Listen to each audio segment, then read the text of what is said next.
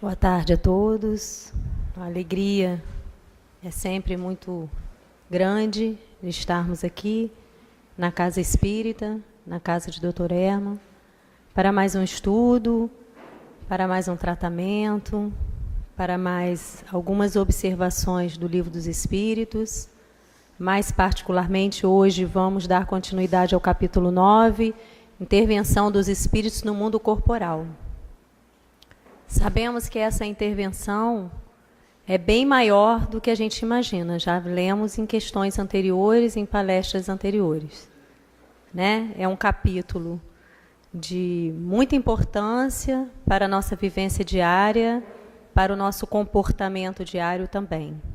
Então, hoje, particularmente, a questão 481 a 483, vamos estudar os convulsionários. Uma continuidade do tema que a Bia fez semana passada, os processos. E aí a gente vai um pouquinho na história, né? Muita gente não gosta de história, mas a gente vai buscando na história sobre o tema, e a gente viu que antes do homem isso já era detectado nos animais. Alguns pesquisadores, pessoas de ciência já detectavam a convulsão, né, nos animais. Aí depois eles alegaram que isso acontecia com seres envolvidos por demônios, ou seja, tudo que levava à convulsão era coisa do demônio, né? Isso ano de 1700 a.C. Mas daí a gente já começa a perceber a intuição mostrando que possa ter também um processo obsessivo, né? Na atualidade hoje, a gente já vê que lá atrás, bem antes na história, se eles alegavam a seres considerados como demônios, é porque já tinha alguma interferência, né?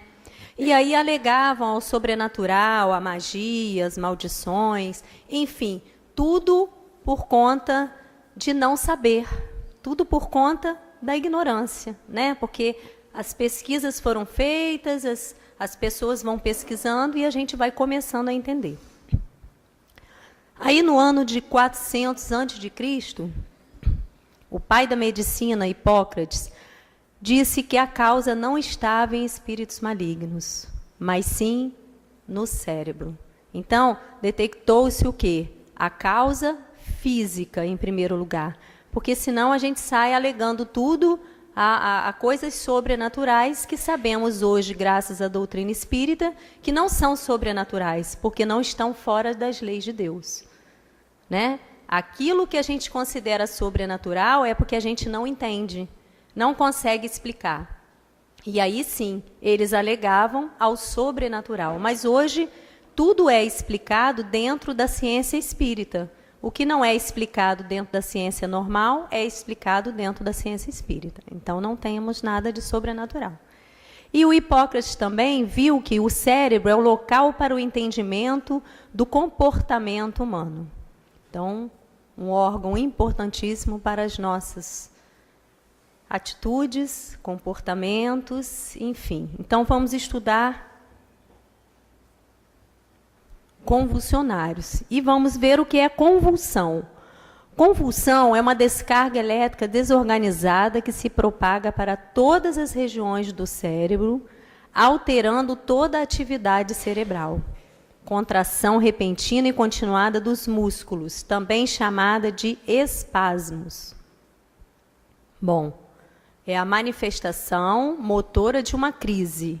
O cérebro normal, humano, nosso órgão primordial, né, um órgão assim, importantíssimo, o órgão do pensamento, o órgão do comportamento, entra em crise, né? Então acontece a convulsão. E a epilepsia, que é a doença neurológica crônica caracterizada por crises convulsivas recorrentes.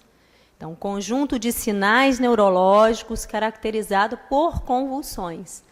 Então, a epilepsia, hoje bastante estudada dentro da ciência e também dentro da ciência espírita, pelos nossos amigos, né, Dr. Bezerra de Menezes e tantos outros que vieram, estudaram, e médicos também, médicos de renome, que são médicos espíritas, estudam a doença e trazem para a gente isso. Agora, a grande preocupação hoje, o que é? A causa, né, para a gente poder minimizar os problemas. Essa é a grande preocupação. Porque antes, lá na Idade Média, falaram que era uma doença mental e contagiosa. Então, esse tabu ficou até hoje. Então, associa-se ao preconceito, à desinformação, que transtornam a vida de milhares de famílias, de pessoas da nossa convivência social. As pessoas são isoladas, as pessoas são consideradas doentes sem cura, que a gente sabe que não existe isso. Existe doentes e doentes. Doentes que podem ser controlados por medicação mesmo e também com tratamento espiritual. Então, precisamos urgentemente, além de estudar a doença em si, é uma doença como outra qualquer. Precisamos o quê? Colocar isso para dentro da gente. Porque amanhã poderemos ser nós mesmos ou algum familiar ou algum ente querido nosso. Né? Então, a preocupação em adaptar o doente à vida familiar e social, com o uso de medicamentos, sim, mas também com o apoio de todos, inclusive dos familiares. Para que não fique essa coisa de não se informar, de não ver, de não rever os conceitos. Essa é a preocupação maior, principalmente da ciência espírita, explicando o fenômeno para que a gente não se comporte com preconceito, né?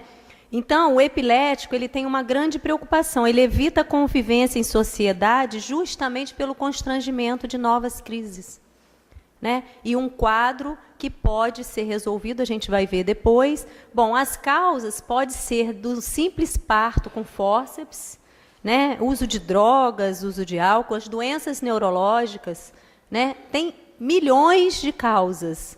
Mas o tratamento é que é o principal. Porque se a gente for ficar viajando, vamos dizer assim, nas causas, porque as causas, de acordo com o que a gente estuda aqui na doutrina espírita, podem ser causas do passado também. Então, a gente não tem como dar um diagnóstico assim, é isso a causa. A gente sabe da epilepsia e da convulsão, mas não nos fixemos na causa em si, porque o mais importante é o tratamento. E, às vezes, o tratamento não é para o epilético, é para aqueles que convivem com ele, né? Justamente por conta do isolamento, do preconceito, da desinformação. Então, isso é que é o mais importante, é o bonito da história toda que a gente vai contar. Então, Kardec, muito curioso, né, responsável em codificar a doutrina para a gente, pergunta na questão 481, né, se essa questão dos convulsionários, da convulsão, tem uma influência com os espíritos. Ele quis esmiuçar isso para a gente, para não ficar dúvida nenhuma. Então, qual a origem do fenômeno que atinge os chamados convulsionários? A origem desses fenômenos está numa causa física, que a gente já viu no slide anterior. Existe uma descarga, existe algum problema no órgão físico, que é o cérebro, que pode ser explorada por espíritos de natureza inferior, através do magnetismo, provocando a sua ocorrência, ou seja, a causa está na influência magnética de um espírito agindo sobre uma anomalia do organismo físico do encarnado. Então, existe a parte física e existe a parte espiritual. Podemos confundir as coisas? Não, porque é difícil a gente identificar quando é físico e quando é espiritual. Né? O espírito do Dr. Bezerra, no livro Grilhões Partidos, ele explica para a gente que quando um indivíduo tem a convulsão, né, no caso da epilepsia, e tem a convulsão, e ele fica num estado de inconsciência, vamos dizer assim, de coma, dorme, apaga. Aí é o caso da convulsão, seja qual for a causa qualquer, né? Seja traumatismo, seja medicamento, seja qual for a causa. Agora, quando o indivíduo tem o ataque, né, o espasmo, como eles falam, popularmente chamam também de ataques, acessos, e depois que acalma, ele volta novamente e começa a falar, aí já é considerado a obsessão. No caso, o espírito obsessor, né, já atuando no indivíduo que tem o problema da convulsão. Mas o que a gente precisa saber? Identificar isso aí, o magnetismo. Porque estamos influenciando, estamos sendo influenciados a todo o momento da nossa vida, todo instante, aonde quer que estejamos. Então, por conta do magnetismo. Então, por isso que eu botei esse slide aí, o imãzinho, né, do magnetismo, e aonde está o nosso tesouro, estará o nosso coração. Aonde está o nosso interesse? Aonde está o nosso pensamento? Às vezes está mais nas coisas materiais. Eu coloquei ali, né? O dinheiro, o sentimento, né? O egoísmo, né? Os interesses tantos que a gente tem. Aonde está? Por isso, nos ligamos, fazemos ligações que às vezes não são devidas. E gostamos depois de colocar a culpa em outra coisa externa. Então, o estudo de hoje remete a uma interiorização, a uma responsabilidade nossa. Porque é muito fácil, a gente faz as nossas ligações através do magnetismo, através do pensamento, influenciando e sendo influenciado, e depois a responsabilidade de quem? Né? Então, a doutrina chama a gente para dentro e não para fora. Uma responsabilidade que a gente tem que ter. A gente sabe, a gente estuda, mas o que a gente está fazendo com esse saber? Né? Então, ele convida para direcionar bem a força da natureza usada para o bem. E fala também do charlatanismo. O que é o charlatanismo? É o indivíduo que explora a fé, a boa fé dos outros. Justamente essas influências negativas. Isso mesmo. Você tem isso como verdade? Cada um tem a sua verdade. Então, vai influenciando e utilizando essa força que a gente tem para usar para o bem, influencia e acaba desviando o nosso irmão para um caminho que não é legal. Ele vai sofrer consequências por esse direcionamento equivocado. Então, precisamos estar atentos, por quê? Não somos médicos, eu não sou médica. Podem ter até médicos aqui na plateia. Não tem pessoas que entendam tanto da epilepsia, psicólogos, né, psicoterapeutas, né, psiquiatras. Mas como somos responsáveis sendo espíritas? Estudando a doutrina espírita, somos responsáveis por aquilo que influenciamos os outros também. Então, a gente não foca na parte só da medicina. Claro que é importantíssimo um bom médico, um bom medicamento, né? No caso que vai ser passado para esse irmão, mas também o importante é nós, a nossa reação, o nosso comportamento diante de um problema assim. Então, na 481A, ele pergunta, os espíritos que concorrem para essa espécie de fenômeno são de natureza pouco elevada, porque eles utilizam esse problema, vamos dizer assim, físico, para atuarem em cima e fazerem valer os problemas de desequilíbrio, que são chamados os problemas espirituais. Né? Então, precisamos estar atentos o quê? Para não exagerar nesses efeitos dos nossos pensamentos. Então, a gente trouxe 2 casos, né? Porque Jesus é o nosso mestre, é o nosso exemplo. O primeiro caso é o caso do espírito que se apodera do menino, o pai chega e implora a Jesus, né? E explica que o espírito se apodera dele e depois convulsiona, até espumar, e dificilmente o deixa. Esse dificilmente o deixa por quê? Se apodera e dificilmente o deixa. Foi aquilo que eu falei. Volta a si e trabalha através da psicofonia, ou seja, o próprio obsessor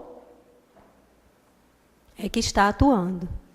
Então, o pai foi pedir a Jesus, que já acontecia isso há muito tempo. E eles ainda falaram, roguei aos teus discípulos e eles não puderam me atender. O que Jesus falou? Ó raça incrédula, até quando estarei convosco? Né?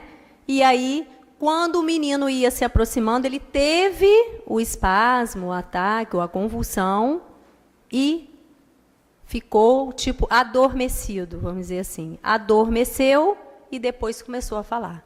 Então, ficou caracterizado, no primeiro caso, o processo obsessivo, né? Onde Jesus, com a sua terapia desobsessiva, que é a terapia da autoridade moral. O que é a terapia desobsessiva?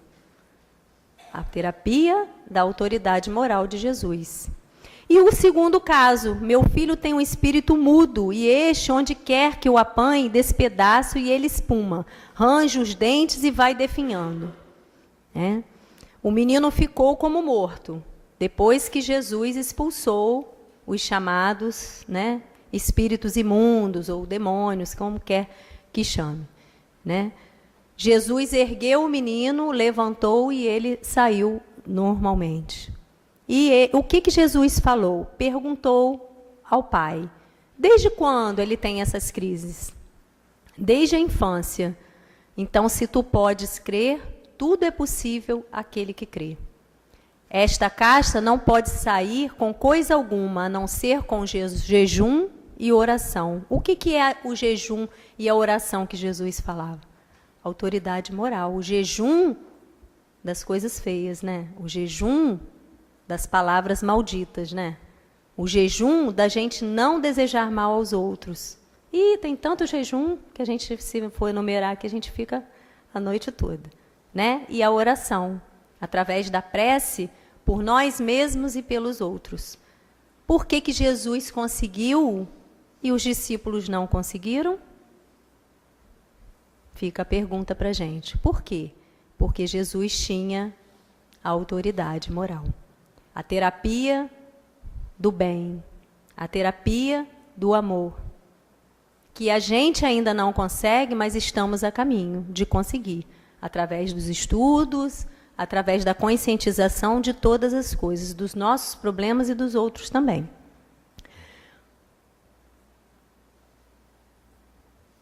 E aí, Kardec pergunta aos espíritos, na questão 482, pergunta e fala, esse estado pode se estender a toda uma população? Porque aí já tocou no magnetismo, falou que o magnetismo é que é responsável por tudo isso que acontece. Então, eu coloquei esse slidezinho com essas bolinhas para indicar o quê? Tanto vai quanto volta. O que é o magnetismo? Se você olhar assim, você pode olhar o quê? As bolinhas estão vindo na minha direção, né? Mas as bolinhas também voltam para o meu interior, né? Então, eu fiz um resuminho, né, da questão 482. Pode acontecer? Ele pergunta, pode acontecer a todo mundo que está sujeito a esse magnetismo. Quem são os que estão sujeitos? Todo mundo, todos nós, né? Por efeito magnético da simpatia. Aqueles que se simpatizam com aquele determinado fenômeno vão todos ser magnetizados e colocados nesse problema de todo mundo. Aí já não é uma coisa única, é uma coisa geral. Depende daquele que provocou, ou seja, depende da vontade, tá? Tem que ter o comando do espírito. Quem comanda? É o corpo? Não, quem comanda é o espírito. E ele fala, Miramês fala no comentário dessa lição, dessa questão, que Deus permite esses fatos para mostrar à humanidade o quanto pode se fazer pela força do pensamento. Porque aí todo mundo deve agora estar se perguntando, né? Mas como que Deus, que é bondade, que é justiça, permite que aconteçam essas coisas? Esses fatos assim, tão grandiosos, para mostrar que a força está no pensamento. E tudo pode aquele que crê. Aquele que crê, tudo pode, por causa do pensamento mesmo. Então, o tratamento, isolar-se da enfermidade moral, é a reforma íntima, e conhecer a verdade através do estudo. Para a gente poder ir se adaptando às leis do magnetismo. Não é fácil, gente, a gente entender as leis, mas é possível, através do estudo e através de olhar para dentro de nós. Quando a gente olha para dentro de nós, a gente verifica muitas coisas. Ah, mas eu vou deixar um pouquinho isso de lado, né? Não vou tocar nesse assunto agora, mas é preciso tocar. Vai chegar uma hora que a gente precisa tocar em assuntos que são importantes para nós, né? Então, conhecereis a verdade e ela vos libertará. Libertará de quê? De sermos presas de coisas erradas. De sermos presas de espíritos mal intencionados, justamente porque eles encontram em nós recursos fluídicos, recursos do magnetismo, né? Então, ele cita o exemplo, o Miramês, ele cita o exemplo dos espetáculos dos faquires na Índia, que é um fenômeno externo, e um espetáculo normal, uma plateia num teatro. Também pode acontecer, magnetizadores e magnetizados. A plateia sempre sente a influência desse magnetismo. E pode também estar iniciando os dons espirituais. Mas, na verdade, esse desabrochar dos dons espirituais devem ser educados à luz do Evangelho. Então, na verdade, vamos olhar a luz. A gente procura tudo do lado de fora e esquece que temos que olhar do lado de dentro para interiorizar o conhecimento. De nada adianta a gente ter conhecimento e não colocar para dentro da gente. Ah, pode ser isso, pode ser aquilo. Todo mundo acha tudo quando o fenômeno acontece. A gente não sabe. Não está ao nosso alcance. A gente pode estudar, a gente pode ler nos livros, pode perguntar a quem de direito, que sabe mais do que a gente, mas a gente não vai poder definir isso para a gente. O que a gente define? A importância de seguir as leis de Deus, porque senão vamos sofrer as consequências de tudo em nossa própria vida. E aí vem o importante, né? O mais importante, vamos dizer assim, a casa espírita. A casa espírita hoje, gente, para a gente, falando assim, como eu falei do magnetismo, de dentro para fora, a casa espírita para a gente é um grande educandário, né? É uma grande escola. Além de escola, é um local de aprimoramento na Terra. É um cantinho de amor. É um lugar de convivência, onde a gente pode se ver. Como que eu vou me ver? Se ver nos outros. Se ver nos estudos que a gente faz. Por isso muita gente foge do estudo. Porque no estudo a gente vai fazer assim, gente, aquilo ali que o Maurício está falando tem tudo a ver comigo. Eu sou assim, do jeito que ele está falando. E aí eu ainda não quero ver. A casa espírita é um lugar de mudança de conceitos, de sistemas, que a gente recebeu na nossa própria família, né? São sistemas, aquela coisa, né, rígida, que pode ser mudada. Não é que esteja errado, mas a gente pode aprender coisas novas, diferentes. E a gente foge tanto do diferente, a gente foge tanto do novo, que a gente acaba se embolando. Igual um caracolzinho, a gente vai se embolando. Mesmo assim, os mentores aceitam a gente aqui na Casa Espírita, mesmo emboladinho, né? Mesmo não querendo ver, mesmo não querendo estudar, eles aceitam porque eles são todo amor. Então, a gente precisa mudar o nosso conceito da Casa Espírita. Né? A casa espírita é onde a gente se prepara moralmente e mentalmente para o trabalho da mediunidade com Jesus.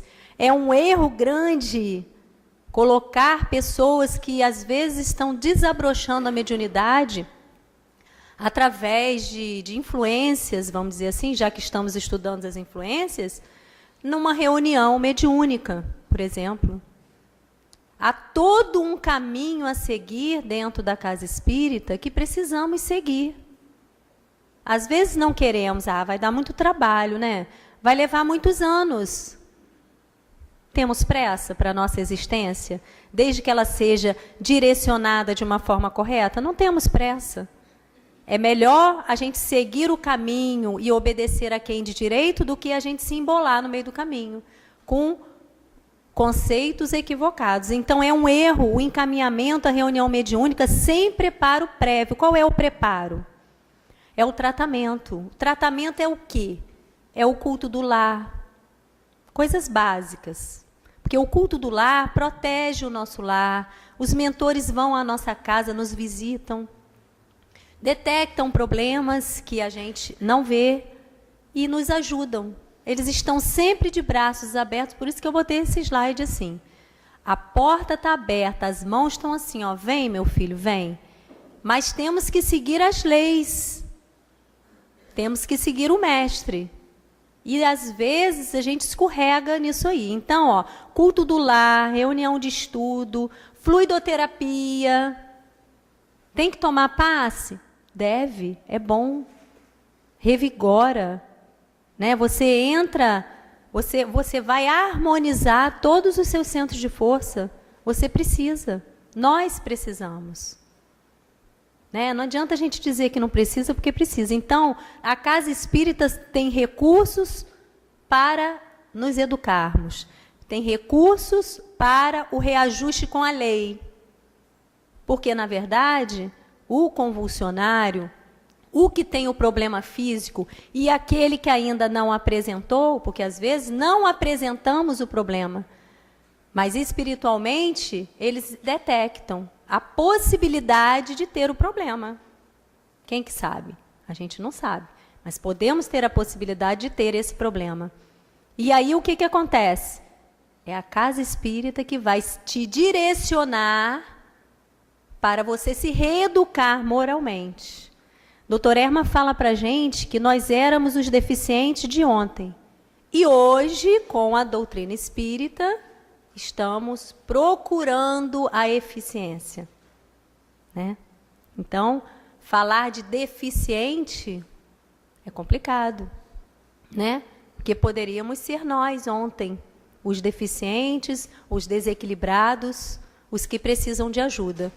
E, às vezes, perdemos uma encarnação com a Casa Espírita de portas abertas ao tratamento e rejeitamos o tratamento salutar para as nossas dívidas morais, para o nosso perispírito, porque estamos sendo tratados a partir do momento que entramos à Casa Espírita, pelos amigos, pelos bondosos, nossos guias.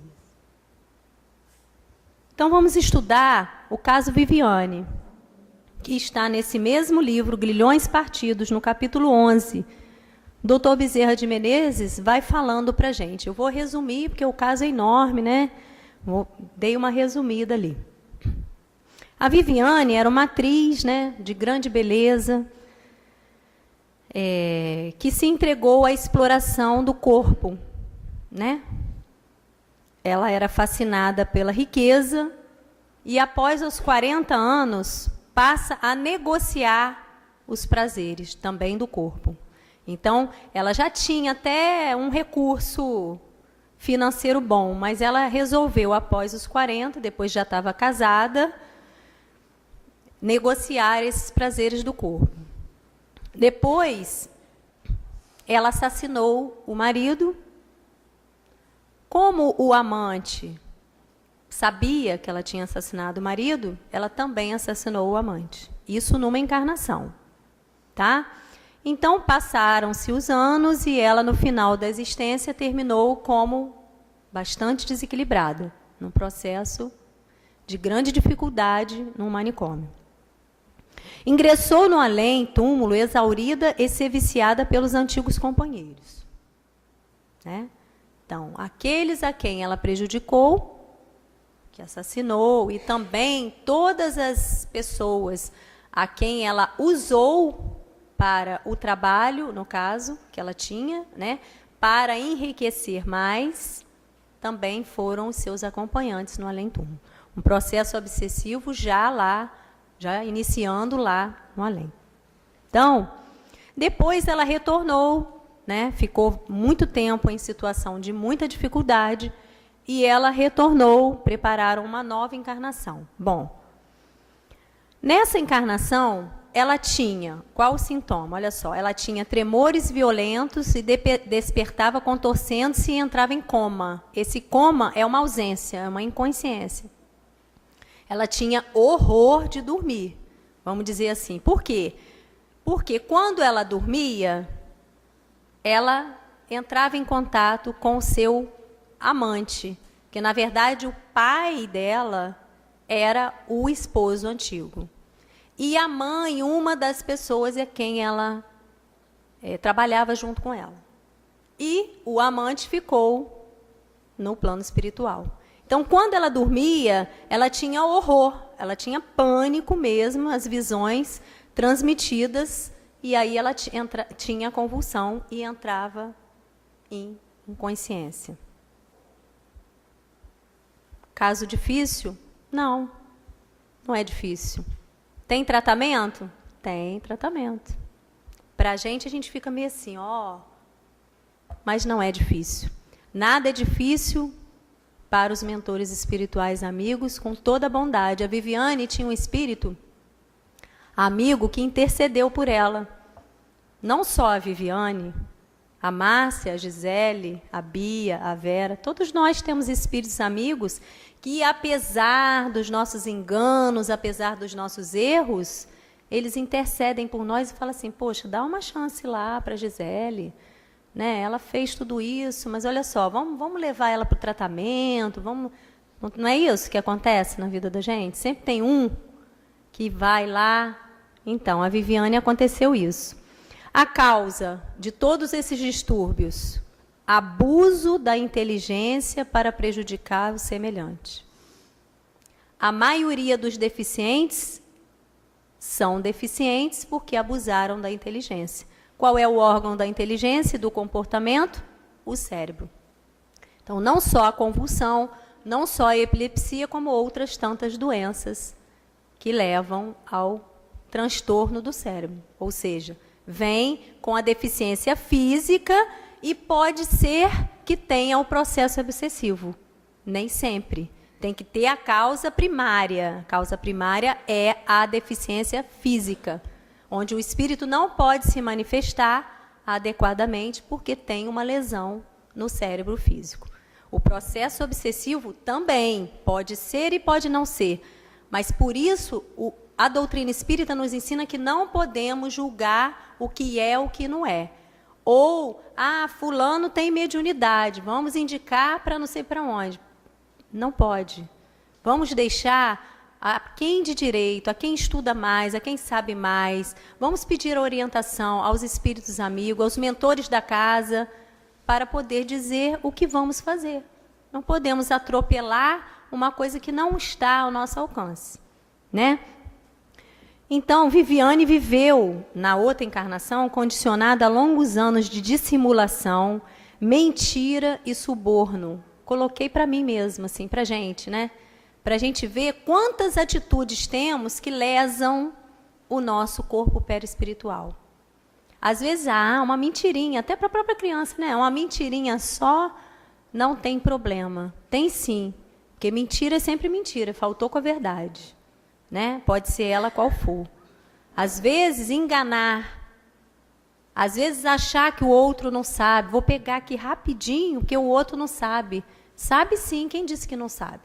Então, são pequenos gestos nossos que, às vezes, lesam o nosso corpo espiritual. E aí fica com aquela manchinha lá. Está lá, no registro. Né? E a gente acha que não.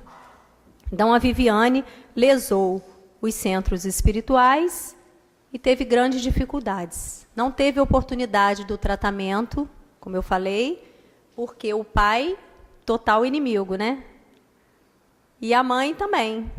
Então, logo que vieram as crises convulsivas, ela foi internada numa casa de saúde, por lá ficou e veio a óbito. Depois de vários tratamentos, mas... né?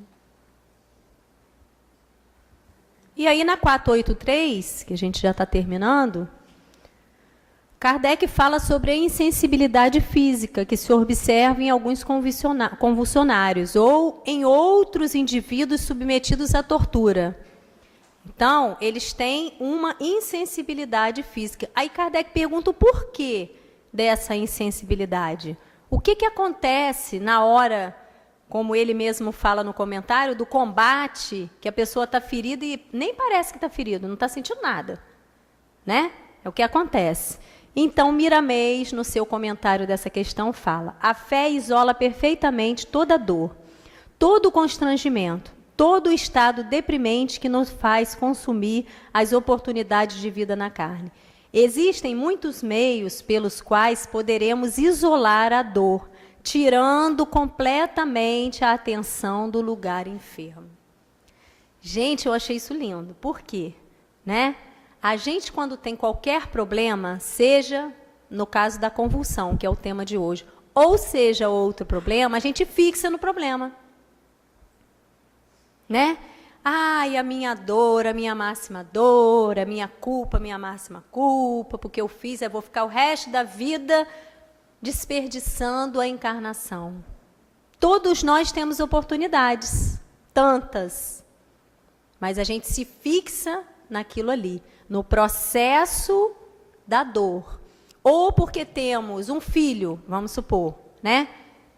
Aí a gente fixa naquilo ali. Todas as atenções voltam para ele. Ele é um espírito que precisa de reajuste, como todos nós. A doença está aparecendo, às vezes, no físico. E a nossa?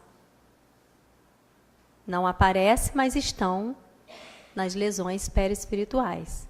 Então, não temos que ter vergonha de enfrentar o combate, né? De enfrentar a luta. Não temos que ter vergonha. Não temos mais por que alegar tudo isso como se fosse um problema enorme que não pudermos resolver, né? Então, ele fala que é tipo um efeito anestésico. No calor do combate, muitas vezes, não se percebe um ferimento grave. Então, qual é o objetivo da nossa encarnação? O progresso, a felicidade. Temos que ter a consciência do erro. Se viemos com qualquer verdade, aquilo representa para nós um trampolim e não um problema. É a forma que temos de encarar os problemas é que vai modificar toda a nossa existência. É uma lesão? É um ferimento que não fecha? Seja lá qual for, causa física ou espiritual.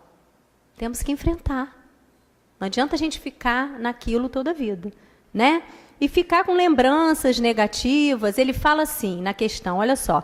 Exaltação do pensamento embota a sensibilidade, porque a vida parece ter se retirado do corpo para se concentrar no espírito. Então, nós o quê? Sublimamos. Não esquecemos. O problema existe, mas a gente pode pensar em outras coisas. Uma das coisas boas para a gente se pensar é na nossa educação moral, né? É uma ótima pedida. E não nos fixarmos no problema máximo que é meu. Não, é nosso, é de todo mundo, estamos todos juntos. E para finalizar, eu coloquei esse slidezinho, achei bem característico para explicar que Jesus fazia, né? Com toda a autoridade moral, e a gente também pode fazer, né? A ação dos espíritos é secundária e eles somente se aproveitam de uma disposição natural, né? Que a gente já falou. A autoridade não suprimiu essa disposição, mas a causa que a entretinha e exaltava. De ativa, ela se tornou latente. Isso está no comentário de Kardec da questão 483. E aí? Vamos ficar nessa imagem aí, terminar o nosso estudo de hoje com essa imagem.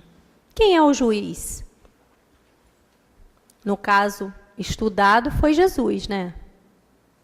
Ah, mas Jesus, Carla, é Jesus, né? É realmente, é o governador do nosso planeta, é o nosso mestre. Mas nesse caso aí, vamos ficar com o nosso pensamento voltado assim. Eu posso ser o meu juiz, não posso? Eu posso dizer para mim mesmo, isso aqui eu não quero mais.